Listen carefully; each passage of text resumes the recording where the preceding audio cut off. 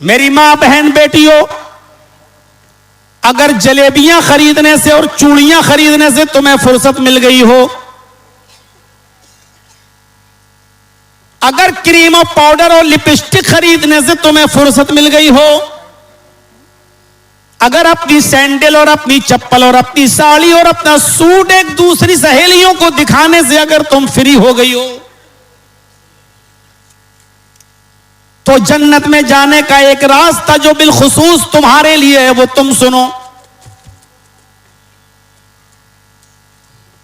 अलमरातु इज़ा सल्लत खम्सहा व सामत शहरा व अहसनत फरजा व अतात बालहा।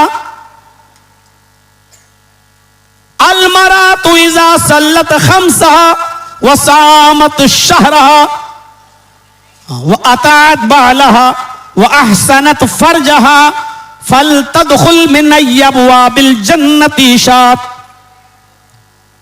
इमाम अहमद इस हदीस को अपनी मुस्नद के अंदर नकल करते हैं। अल्लाह के नबी फरमाते हैं, जिस औरत ने 5 वक्त नमाज की हिफाजत फरमाई, जो 5 वक्त नमाज पाबंदी से पढ़ती है, वह सामत शहरा, रमजान के पूरे महीने के रोजे रखती है, रमजान के पूरे महीने के रोजे रखती है, वह अहसनत फरजहा, और अपनी शर्मगाह की हिफाजत फरमाती है।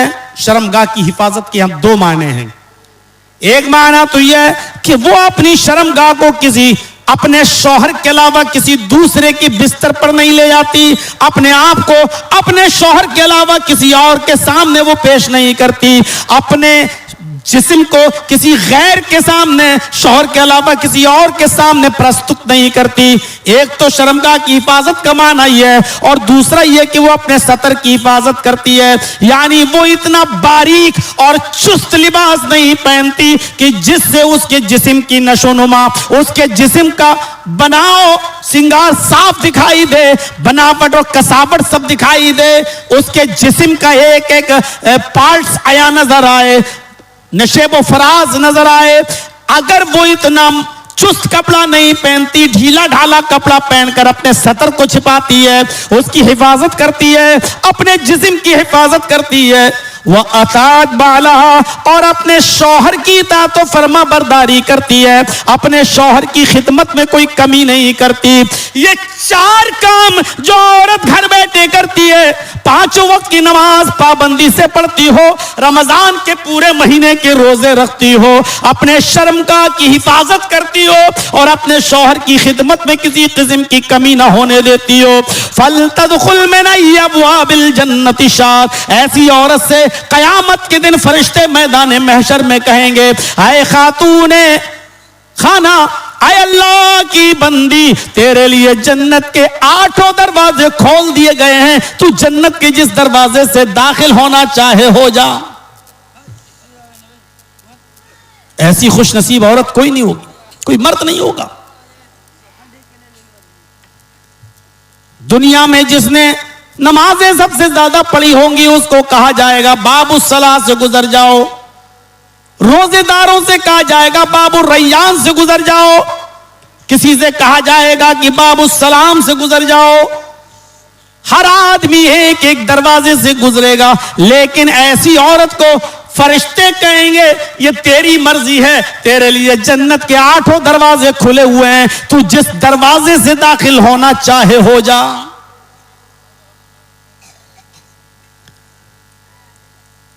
ये हुक्म अल्लाह के नबी ने मर्दों को भी दिया, नौजवानों को भी दिया, लड़के और लड़कियों दोनों को भी दिया। फरमाया मैं यज़मन ली बैना लहयैहि व रिजलैहि अज़मन लहुल जन्ना। अल्लाह के नबी सल्लल्लाहु अलैहि वसल्लम फरमाते हैं कि आए लोगों, ख्वाह वो मर्द हो या औरतें, मुझे 2 चीजों की गारंटी दे दो, मुझे 2 चीजों की जमानत दे दो, मैं उसको जन्नत की जमानत देता हूं। तुम 2 चीजों का वादा मुझसे कर लो, मैं तुमसे जन्नत का वादा करता हूं। तुम 2 चीजों की जमानत मुझे दे दो, गारंटी मुझे दे दो, और मैं तुम्हें जन्नत की गारंटी देता हूं। आपने फरमाया बैना लहयैहि, दाढ़ी के दरमियान ये होंठ, ये जबान जो तुम बोलते हो, दोनों होंठों के दरमियान, दाढ़ी के दरमियान जो जबान है 32 दांतों के बीच में, ये कभी गाली देती है, ये कभी सुभान अल्लाह पढ़ती है, कभी अल्हम्दुलिल्लाह पढ़ती है, कभी गीबत भी करती है और कभी चुगली भी करती है। तुम इस जबान के इस्तेमाल की गारंटी मुझे दे दो कि इसको गाली गलूज में, झूठ में, यारी और मक्कारी में इस्तेमाल नहीं करोगे, इसको सिर्फ अल्लाह के कलमे की अदायगी के लिए इस्तेमाल करोगे। इस जबान से किसी मुसलमान को क्या गैर मुस्लिम को भी तकलीफ नहीं दोगे, इस जबान का सही इस्तेमाल करोगे। एक तो अपनी जबान के सही इस्तेमाल की गारंटी मुझे दे दो, वह बैना रिजलैही, और दोनों पैरों के दरमियान यानी शर्मगाह की गारंटी मुझे दे दो कि इसको अपनी बीवी के अलावा कहीं इस्तेमाल नहीं करोगे। जो हमें इन दो चीजों की गारंटी दे दे कि अपनी शर्मगाह का गलत इस्तेमाल नहीं करेगा और अपनी जबान का गलत इस्तेमाल नहीं करेगा, तुम इन दो चीजों की जमानत मुझे दे दो, इन दो चीजों की गारंटी मुझे दे दो। अज़मन लहुल जन्नह, मैं तुम्हें जन्नत की जमानत देता हूं, मैं तुम्हें जन्नत की गारंटी देता हूं। यह जन्नत में जाने का रास्ता, यह जन्नत में ले जाने वाला अमल। मैं समझता हूं कि आज इतनी हदीसें पढ़ दी हैं कि मैंने अपनी पूरी जिंदगी 25 साल तकरीरी दौर में इतनी हदीसें कभी नहीं पढ़ी। आसमान लहुल जन्नह, मैं तुम्हें जन्नत की जमानत देता हूं। इन नौजवानों से कहा जा रहा है, चाहे वो लड़का हो या लड़की, मर्द हो या औरत, जबान तो सबके पास है, शर्मगाह तो सबके पास है। दोनों से कहा जा रहा है, तुम मुझे शर्मगाह की और जबान की सही इस्तेमाल की गारंटी दे दो, मैं तुम्हें जन्नत की गारंटी देता हूं। यह है जन्नत में जाने का। और इन दोनों ही की वजह से इंसान सबसे ज्यादा जहन्नम में डाला जा रहा है। जिस दरख्त के फल को खाने से मना किया था अल्लाह ने आदम और हव्वा को, शैतान के बहकावे में आकर उन दोनों ने उसी फल को खाया, जन्नती लिबास उनके जिस्म से उतरा और उनको जन्नत के अंदर, जन्नत से निकाल दिया गया है।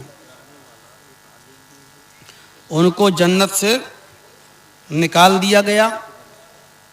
वो दुनिया में जब भेजे गए तो अल्लाह तबारक व तआला ने उनको वार्निंग दी कि एक बार तो तुम शैतान के बहकावे में आ चुके हो, खता कर चुके हो, मैं इस खता की पादाश में तुम्हें डायरेक्ट जहन्नम में नहीं भेज रहा हूं, बस जन्नत से निकाल रहा हूं।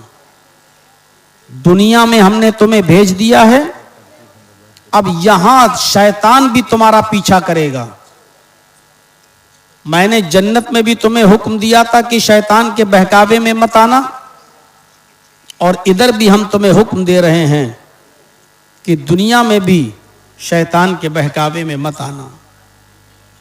पहली खता हम उस पर जहन्नम में दाखिल नहीं कर रहे हैं, एक प्रायश्चित करने का मौका दे रहे हैं तुम्हें और तुम्हारी औलाद को।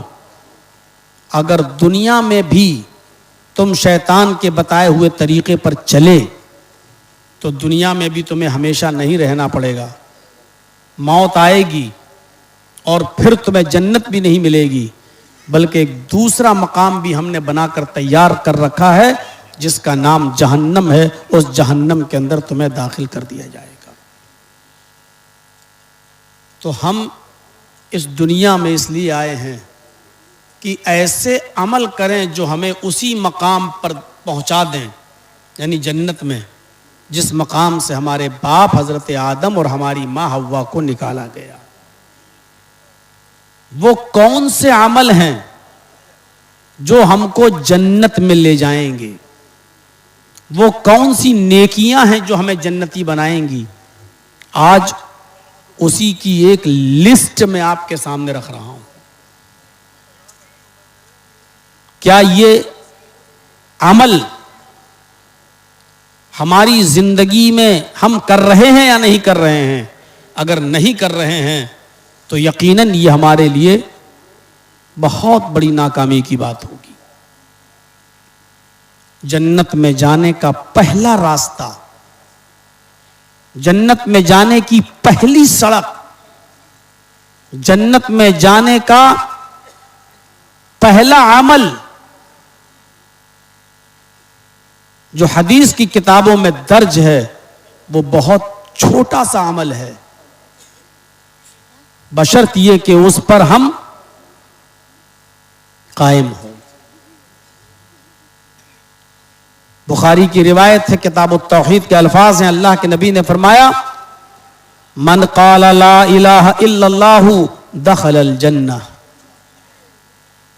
जिसने अपनी जबान से ला इलाहा इल्लल्लाह का इकरार किया वो जन्नत के अंदर दाखिल होगा। अब आप सोच रहे होंगे कि मौलाना साहब ये तो बहुत आसान रास्ता है जन्नत का, ला इलाहा इल्लल्लाह तो हम कहते ही हैं, और किसी भी मुसलमान को यहां खड़ा कर दिया जाए और उससे कहा जाए कि ये कलमा तुम पढ़ते हो, तो इकरार करेगा कि हां हमें ये कलमा आता है, हम पढ़ते हैं, हम अपनी जबान से कहते हैं। यहां ला इलाहा इल्लल्लाह को जबान से अदा करने के साथ साथ ला इलाहा इल्लल्लाह जो तकाजे करता है हमसे, ला इलाहा इल्लल्लाह के उस तकाजे को भी हमें पूरा करना है। अब कोई इंसान ला इलाहा इल्लल्लाह भी कहता है लेकिन वो गैरुल्लाह से फरियाद भी करता है, ला इलाहा इल्लल्लाह भी कहता है, बेटा और बेटी मांगने के लिए किसी गैर के आस्ताने पर जाता है, ला इलाहा इल्लल्लाह भी कहता है और सजदा किसी गैर के सामने भी करता है, वो ला इलाहा इल्लल्लाह भी पढ़ता है।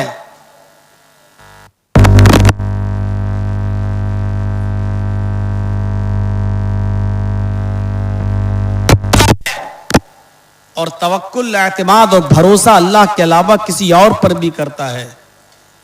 तो इसका मतलब यह है कि वो ला इलाहा इल्लल्लाह को सिर्फ जबान से कह रहा है, सिर्फ जबान से इकरार कर रहा है, ला इलाहा इल्लल्लाह के मुतालबे को पूरा नहीं कर रहा है। ला इलाहा इल्लल्लाह का माना क्या है? ला इलाहा इल्लल्लाह यानी ला माबूदा इल्लल्लाह, अल्लाह के अलावा कोई माबूद नहीं, कोई इबादत के लायक नहीं। ला इलाहा इल्लल्लाह यानी ला मसजूदा इल्लल्लाह, अल्लाह के अलावा सजदा किसी गैर के लिए जायज नहीं।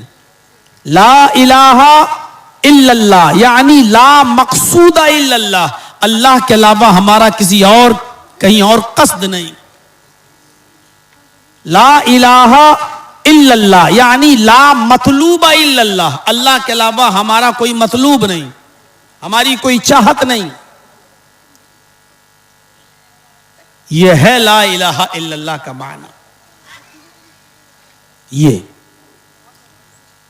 और यही वजह है कि इस कलमे ने आखिरी वक्त भी अगर किसी ने पढ़ लिया, इस्लाम के अंदर दाखिल हुआ और उसका इंतकाल हो गया, तो कलमे के इकरार की वजह से उसको जन्नत मिल गई, उसने एक भी नेकी नहीं की दुनिया में। जैसा कि बुखारी की रिवायत है, वो असवद जो ईमान लाया नबी अकरम के ऊपर, कहा अल्लाह के नबी सल्लल्लाहु अलैहि वसल्लम मेरा काम क्या है? आपने कहा नमाज का वक्त नहीं है कि मैं तुमको कहूं नमाज पढ़ो, रोजे का वक्त नहीं है कि मैं तुमसे कहूं रोजा रखो, हज का महीना नहीं है कि मैं तुमसे कहूं हज करने जाओ, इसलिए जाओ फला जगह जिहाद हो रहा है उसी में शामिल हो जाओ। वो शख्स जिहाद करने गया, लड़ा और शहीद हो गया। खबर मिली कि असवद शहीद हो गया, अल्लाह के नबी ने उसकी लाश को देखा, फरमाया ये वो शख्स है जिसने एक भी नेक अमल नहीं किया, एक भी नेक काम नहीं किया, और मरने से पहले ला इलाहा इल्लल्लाह पढ़कर इस्लाम कबूल कर लिया, ये जन्नती है।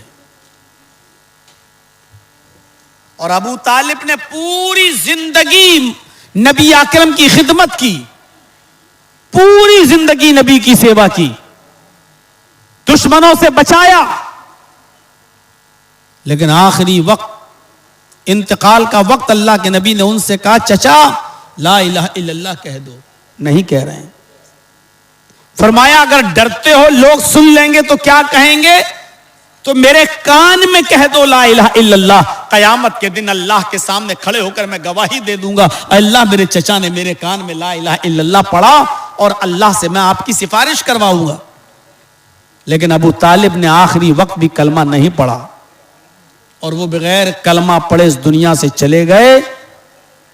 पूरी जिंदगी नबी की खिदमत की, पूरी जिंदगी नबी की सेवा की, पूरी जिंदगी नबी को दुश्मनों से बचाया, लेकिन कलमा पढ़े बगैर इस दुनिया से चले गए जहन्नमी। क्यों? इसलिए कि उन्होंने कलमा नहीं पढ़ा। यह कलमा इंसान को जन्नती भी बना देता है और यही कलमा न पढ़ना इंसान को जहन्नमी भी बना देता है। लेकिन कलमे को जो पढ़ रहे हैं, इकरार कर रहे हैं, उनको इस कलमे के मुतालबे को पूरा करना पड़ेगा। इस कलमे के मुतालबे को पूरा करना पड़ेगा, तब जाकर जन्नत मिलेगी। मन क़ाला ला इलाहा इल्लल्लाहु दखलल जन्नह, जिसने कहा ला इलाहा इल्लल्लाह वो जन्नत में दाखिल होगा। ये जन्नत में जाने का रास्ता।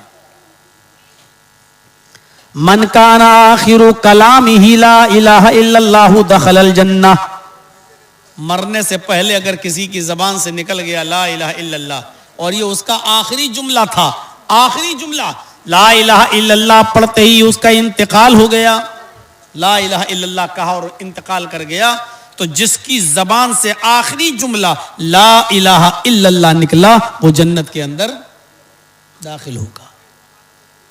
उसका इंतकाल तौहीद पर हो रहा है। आखिरी वक्त 12 साल का एक यहूदी बच्चा नबी अकरम की खिदमत किया करता था, बुखारी की रिवायत है, नबी की सेवा किया करता था। उसका दिल इस्लाम की तरफ माइल था। वो अपने बाप से कहता था कि अल्लाह के नबी की, मोहम्मद रसूलुल्लाह की बातें मुझे बहुत अच्छी लगती हैं, क्या मैं नबी पर ईमान लाऊं? उसका यहूदी बाप उसको डांट देता था। बाप के डर से वो इस्लाम नहीं लाया।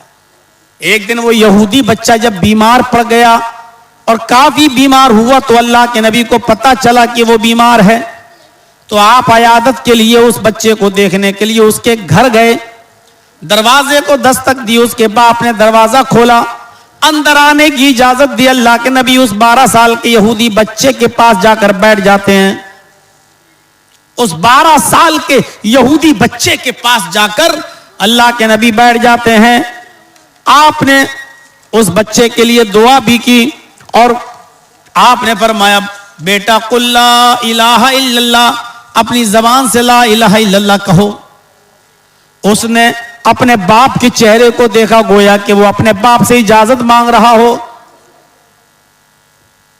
बाप को देख रहा, आज तो गुस्सा नहीं है, और बाप ने देखा कि मेरा बेटा बीमार है और जब सही था, तंदुरुस्त था, तब भी अल्लाह के नबी की ऊपर ईमान लाना चाहता था। तो उस यहूदी बाप ने अपने बच्चे को देखा तो कहा, बेटे अते अबुल कासिम, अबुल कासिम की इताअत करो, इनकी बात मान लो। उस यहूदी बच्चे ने कहा, ला इलाहा इल्लल्लाह मुहम्मदुर रसूलुल्लाह। उसने कलमा पढ़ लिया, उसकी जबान से आखिरी जुमला निकला, ला इलाहा इल्लल्लाह। बुखारी की हदीस के अल्फाज हैं, जैसी उसने अपनी जबान से कहा ला इलाहा इल्लल्लाह, उस बच्चे का इंतकाल हो गया। उसकी रूह कब्र से उनसुरी से परवाज कर गई। अल्लाह के नबी सल्लल्लाहु अलैहि वसल्लम ने जब देखा कि इस बच्चे का इंतकाल हो गया, ये बच्चा मर गया, तो आप खड़े हो गए और खड़े होकर फरमाया, अल्हम्दुलिल्लाहिल्लज़ी अनक़ज़हु अनिन्नार। तमाम तारीफें उस अल्लाह के लिए जिसने इस बच्चे को जहन्नम की आग में जलने से बचा लिया। तमाम तारीफें उस अल्लाह के लिए जिसने इस बच्चे को जहन्नम की आग से नजात अता फरमाई। यानी कलमा पढ़ने से पहले अगर मर जाता तो जहन्नम में जाता, और कलमा पढ़ने के बाद आखिरी जुमला ला इलाहा इल्लल्लाह निकला और उसका इंतकाल हो गया। अल्लाह का शुक्र है कि अल्लाह ने इसको जहन्नम की आग से बचा लिया। इसीलिए जो करीबुल मर्ग हो और बिल्कुल मौत के करीब हो, उसके पास बैठकर जोर जोर से पढ़ना चाहिए, ला इलाहा इल्लल्लाह, ला इलाहा इल्लल्लाह। अल्लाह के नबी फरमाते लक्किनु मौताकुम ला इलाहा इल्लल्लाह। अपने करीबुल मर्ग लोगों के पास, जो मौत के करीब हों, ऐसे लोगों के पास बैठकर उनको ला इलाहा इल्लल्लाह की तलकीन करो, यानी वहां जोर से पढ़ो ला इलाहा इल्लल्लाह, ताकि तुम्हारी जबान से निकलने वाले उन जुमलों को वो सुन ले और सुनकर वो भी पढ़ने लगे ला इलाहा इल्लल्लाह। बहुत से जाहिल लोग क्या करते हैं, मरने वाला आदमी करीब है, मौत के घाट उतरने वाला बेचारा, मरने वाला करीब है, सांसें ले रहा, और उससे कह रहे हैं ए ला इलाहा इल्लल्लाह पढ़, ला इलाहा इल्लल्लाह पढ़। उससे पढ़वाना नहीं है, उसके पास बैठकर खुद जोर से पढ़ना है, ताकि वो तुम्हें जोर से कलमा पढ़ते हुए सुने तो वो भी पढ़ने लगे ला इलाहा इल्लल्लाह, ला इलाहा इल्लल्लाह। इसीलिए फरमाया कि जिसकी जबान से आखिरी जुमला ला इलाहा इल्लल्लाह निकला वो जन्नत में दाखिल होगा। बुखारी की एक और रिवायत के अंदर है, अल्लाह के नबी सल्लल्लाहु अलैहि वसल्लम ने फरमाया मम्मा तला युशरिकु बिल्लाहि शैअन दखलल जन्नह। किसी इंसान का, मुसलमान का इंतकाल इस हाल में हुआ कि वो अल्लाह के साथ किसी को शरीक नहीं करता था, वो शिर्क नहीं करता था, वो अल्लाह के अलावा किसी और की इबादत नहीं करता था, जिसका इंतकाल शिर्क पर नहीं तौहीद पर हुआ, जो अल्लाह के साथ किसी को शरीक नहीं करता था, दखलल जन्नह, वो जन्नत के अंदर दाखिल होगा। बुखारी के एक और हदीस के अंदर है, अल्लाह के नबी सल्लल्लाहु अलैहि वसल्लम ने फरमाया कि मेरी उम्मत के 70,000 अफराद बगैर हिसाब व किताब के जन्नत के अंदर दाखिल होंगे। क्या हमारे अंदर ये अमल है? अल्लाह के नबी ने फरमाया मेरी उम्मत के 70,000 अफराद बगैर हिसाब व किताब के जन्नत में दाखिल होंगे। अल्लाह उनसे कोई हिसाब व किताब नहीं करेगा, जन्नती है वो। कौन है वो? क्या उस लिस्ट में हम हैं या नहीं? अल्लाह के नबी फरमाते हैं अल्लज़ीना हुम ला यक्तऊन, बगैर हिसाब व किताब के जन्नत में जाने वाले लोगों में वो लोग शामिल हैं जो अपने जिस्म को दगवाते नहीं होंगे। बहुत से लोग अपने जिस्म को दगवा लेते हैं ना, निशान लगवाते हैं, दगवाते हैं। कोई लड़का है लड़की का नाम, कोई लड़की है तो लड़के का नाम, गोदा जाता है उनके जिस्म को, जो फिर मिटता नहीं है। ऑपरेशन के बाद ही उसको खत्म किया जा सकता है, कोई साबुन कोई केमिकल उसको फिर खत्म नहीं करता है। अपने जिस्म को वो गुदवाते हैं। जैसे आजकल अंग्रेज लोग टैटू वेटू बनाते हैं जो मिटता नहीं है, जो अपने जिस्म को दगवाते नहीं होंगे।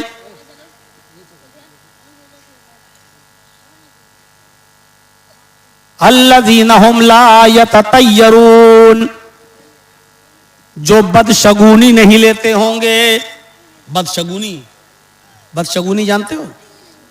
अरब के अंदर ऐसी जिहालत थी कि अहले अरब जब कोई काम करना चाहते थे तो इस काम में मुझे प्रॉफिट होगी या लॉस, फायदा होगा या नुकसान, इसको जानने के लिए वो क्या करते थे, एक चिड़िया, एक परिंदा वो पकड़ते थे और उस चिड़िया को उड़ाते थे, ऐसे छोड़ देते थे। जैसे कोई कबूतर है, कोई फाख्ता, कोई चिड़िया है उनके हाथ में, उसको ऐसे पकड़ के उड़ा देते थे।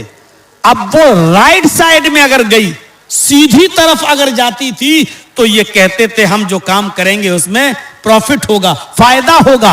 अगर वो चिड़िया बाएं तरफ लेफ्ट साइड में उड़ी तो कहते थे हम ये काम नहीं करेंगे, हमें काम में नुकसान हो जाएगा। वो चिड़ियों से बदशगुनी लेते थे, बदफाल लिया करते थे। नहीं, दाहिनी तरफ चिड़िया उड़ी तब तो काम हमारा अच्छा होगा, और बाएं तरफ उड़ गई तो हमारा काम बुरा होगा। जैसे आज के जाहिल लोग गाड़ी चला रहे हैं और अचानक बिल्ली निकल गई, गुजर गई, गाड़ी रोक दी, क्यों अब गाड़ी नहीं चलाएंगे, क्यों बिल्ली ने रास्ता काट दिया, अब अगर हम सफर करेंगे तो एक्सीडेंट हो जाएगा, कोई बड़ी मुसीबत आ सकती है। बिल्ली के रास्ता काट देने से बदशगुनी लेते हैं।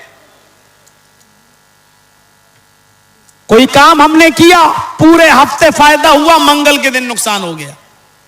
दूसरे हफ्ते फिर काम किया, पूरे हफ्ते फायदा हुआ, मंगल को फिर नुकसान हो गया। नहीं नहीं नहीं, पहले भी मंगल को नुकसान हुआ, इस मंगल को भी नुकसान हुआ, ये मंगल का दिन हमारे लिए बड़ा खराब दिन है, हम मंगल के दिन काम ही नहीं करेंगे। अब मंगल के दिन हम काम नहीं करेंगे क्योंकि नुकसान होता है, अब मंगल के दिन को हम बुरा दिन समझने लगे। ये है बदशगुनी। तो बगैर हिसाब व किताब के जन्नत में जाने वाले लोगों में वो होंगे जो अपने जिस्म को दगवाते नहीं होंगे। बगैर हिसाब व किताब के जन्नत में जाने वाले लोगों में वो भी हैं जो बदशगुनी नहीं लेते होंगे। और तीसरा, बगैर हिसाब व किताब के जन्नत में जाने वाले 70,000 लोगों में ये लोग भी शामिल होंगे। कौन? अल्लदीना हुम ला यस्तरकून, जो झाड़ फूक नहीं करते होंगे, जो झाड़ फूक नहीं कराते होंगे। कुछ भी हो जाए, मौलाना साहब ने झाड़ देना, जॉइंडीज हो जाए पीलिया झाड़ देना, कुछ भी बुखार वुखार आ जाए जरा नीम का पत्ता लिया जरा झाड़ देना। एक बात याद रखिएगा मसले की, अगर कोई शख्स बीमार है तो उस पर कुरान की आयतें, सूरह फातिहा वगैरह, मुअव्वज़तैन वगैरह पढ़कर दम किया जा सकता है, जायज है। लेकिन अगर कोई शख्स यह भी ना करे और अल्लाह पर तवक्कुल करते हुए छोड़ दे कि अल्लाह ने बीमार किया वही शिफा देगा, और सिर्फ यह कहे कि अल्लाह तू ही बीमार करता है और तू ही शिफा देता है, अल्लाहुम्मा शफी अंत शाफी, अय अल्लाह इसको शिफा दे, और ऐसी शिफा दे जो बीमारी के जड़ नामो निशान को मिटा दे, और झाड़ फूक ना करे, तो ये और अफजल है, ये और ज्यादा बेहतर है। तो अल्लज़ीना हुम ला यस्तरकून, जो झाड़ फूक नहीं करते होंगे। व अला रब्बिहिम यतवक्कलून, उन 70,000 लोगों में जो बगैर हिसाब व किताब के जन्नत में जाएंगे, उनमें वो लोग भी शामिल हैं जो सिर्फ अपने रब के ऊपर भरोसा करते होंगे, किसी और के ऊपर उनका भरोसा नहीं होगा। जब अल्लाह के नबी सल्लल्लाहु अलैहि वसल्लम ये बयान कर रहे थे तो उसी महफिल में एक सहाबी बैठे थे जिनका नाम उकाशा था, जिनका नाम उकाशा इब्ने महसन था। उकाशा उठते हैं और कहते हैं फदुल्लाह अली, अल्लाह के नबी मेरे लिए दुआ कीजिए कि अल्लाह उन 70,000 लोगों में मुझे भी शामिल फरमा ले, अल्लाह उन 70,000 लोगों में मेरा भी शुमार फरमा दे। अल्लाह के नबी ने फरमाया अंत मिनहुम, आए उकाशा तुम उन्हीं लोगों में से हो, जो 70,000 लोग जन्नत में जाएंगे तुम भी उन्हीं में से हो।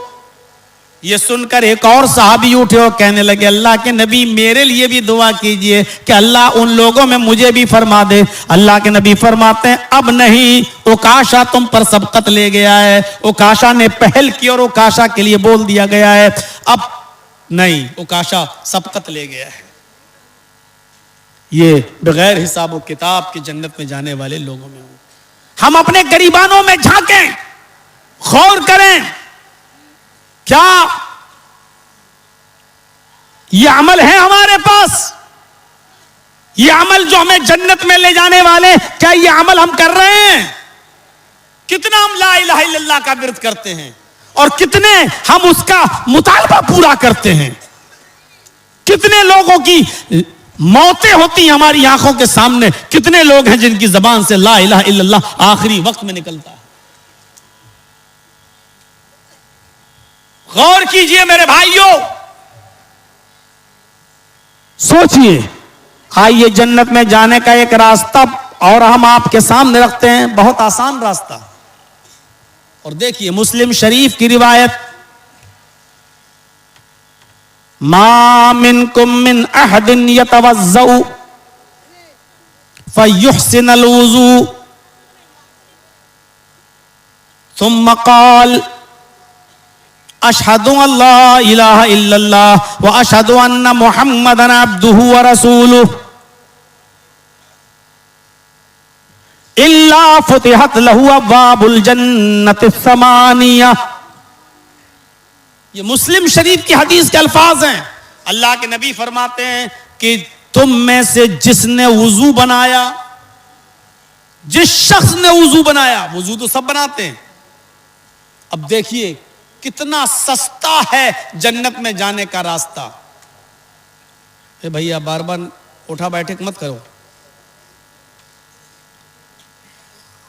जिसने वुजू बनाया, और सिर्फ वुजू बनाया नहीं, फयुहसिनल वुजू, अच्छी तरीके से वुजू बनाया। एक तो होता वुजू बनाना और एक होता अच्छी तरीके से वुजू बनाना। ऐसे बहुत से लोगों को देखा गया, वुजू तो बनाते हैं, जल्दी से आए, जमात खड़ी है, मस्जिद में आए, जमात खड़ी है, कितनी रकात निकल गई, एक रकात निकल गई, दो निकल गई, जल्दी से बैठे, मारा जल्दी से, छप छप छप छप करा और गए, अल्लाह अकबर। ऐसा वुजू नहीं, फयुहसिनल वुजू, जिसने अच्छी तरीके से गया, माइक, जिसने अच्छी तरीके से वुजू बनाया, ये पानी लिया, हाथ धुला, देखिए अच्छी तरीके से वुजू ये होता है। फिर दाएं हाथ की उंगलियां बाएं हाथ की उंगलियों में, ये सब्बिक बैनल असाबिअ, उंगलियों के दरमियान खिलाल करना, ऐसे दाएं हाथ की उंगलियां बाएं हाथ की उंगलियों में और बाएं हाथ की उंगलियां दाएं हाथ की उंगलियों में। फिर दूसरा पानी लिया, फिर इसी तरीके से, फिर दाएं हाथ की उंगलियां बाएं और बाएं हाथ की उंगलियां दाएं उंगली, फिर तीसरी मर्तबा ऐसे। उसके बाद पानी लिया, आधा पानी मुंह में और आधा पानी नाक में खींचना है। समझ रहे हैं? वस्तनशका वस्तनसरा, कुल्ला करना और नाक में पानी डालना, यह अफजल है। जिस हदीस के अंदर यह आया 3 बार कुल्ला करो और फिर 3 बार नाक में पानी डालो, वो हदीस ज़ईफ है, लेकिन अमल किया जा सकता, वो भी जायज है, लेकिन अफजल यही है। अच्छी तरीके से वुजू बनाने में यह चीज शामिल है कि चुल्लू पानी लिया, आधा पानी मुंह में लिया और आधा नाक में। अब शुरू में तो अभी ये प्रैक्टिस नहीं कर पाओगे, आधा लोगे कभी पूरा चला जाएगा, कभी आधा लोगे तो आधे से ज्यादा चला जाएगा, थोड़ा सा रह जाएगा नाक के लिए, कभी थोड़ा सा मुंह में जाएगा, नाक में ज्यादा चला जाएगा। प्रैक्टिस करो पहले, जरूरी नहीं कि नमाज वुजू बनाना हो तभी प्रैक्टिस करो, ऐसे ही प्रैक्टिस करो, पानी लो, कोशिश करो। तो आधा पानी मुंह में और आधा पानी नाक में खींचिए और फिर उंगली से ये नाक, फिर और ये उंगली नाक में डाली ऐसे, फिर ये अंगूठा है ना, ये नाक दबाइए ऐसे, झाड़िए। हम झाड़ के नहीं बताएंगे, ठंड का मौसम चल रहा है, वरना असली घी यही दिखाई देगा। ये जो है आप पकड़े अंगूठा और झाड़िए कस के, और फिर ये दबाइए। पूरा वुजू का तरीका ज़ादुल माद में पढ़ लीजिए, अल्लामा इब्नुल क़य्यिम ने लिखा। फिर ये इस उंगली से इसको दबाइए, फिर झाड़िए, फिर दोनों उंगली से दबा के ऐसे फेंकिए और फिर हाथ धुल लीजिए। वस्तनशका वस्तनसरा, आधा पानी मुंह में और आधा पानी नाक में, फिर कुल्ला कीजिए, फिर नाक झाड़िए।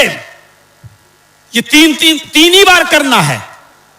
अब जब आधा पानी मुंह में लेंगे और आधा पानी नाक में, तो कुल्ला और नाक में ये हो गया अमल। उसके बाद आपको 3 मरतबा अपना चेहरा धुलना है, फिर कोहनी तक 3 मरतबा हाथ धुलना है, फिर आपको सर का मसा करना है। टोपी ओपी लगाए हो तो हटा दीजिएगा और ऐसे मसा करना, दोनों हाथों पे पानी लेके ये पूरा जहां तकिया लगाते हैं सर, यहां तक ले जाइए ये और फिर इसी को यहां तक लाइए। बाल बिगड़ते हैं तो बिगड़ जाने दीजिए, थोड़ी देर के लिए हिजड़ों की एक्टिंग से निजात पा लीजिए। बहुत से लोग क्या करते हैं, मांग न खराब हो जाए, मांग खराब होने दो, ये ऐसे करिए ये, और फिर इसको वापस लाइए, और फिर इन्हीं दोनों उंगलियों को कान में डाल लीजिए अंदर तक, और ऐसे घुमाइए अंदर ही अंदर, ये ऐसे घुमाइए, और उसके बाद में दोनों अंगूठे जो ये इसको लेके कान का ऐसे ये, और फिर 3 मरतबा आप पैर धुल लीजिए। मेरे भाइयों, ये हुआ अच्छी तरीके से वुजू बनाना। अब ऐसे करके भागे अल्लाह अकबर, ये वुजू तो है लेकिन अच्छी तरीके से वुजू नहीं। और अल्लाह के नबी ने जन्नत में जाने का जो रास्ता बताया उसको अच्छे तरीके से वुजू के साथ मशरूत कर दिया। फयुहसिनल वुजू, जिसने अच्छी तरीके से वुजू बनाया, और वुजू बनाने के बाद सुम्मा क़ाल, उसने ये दुआ पढ़ी, अशहदु अल्ला इलाहा इल्लल्लाह व अशहदु अन्ना मुहम्मदन अब्दुहु व रसूलुहु।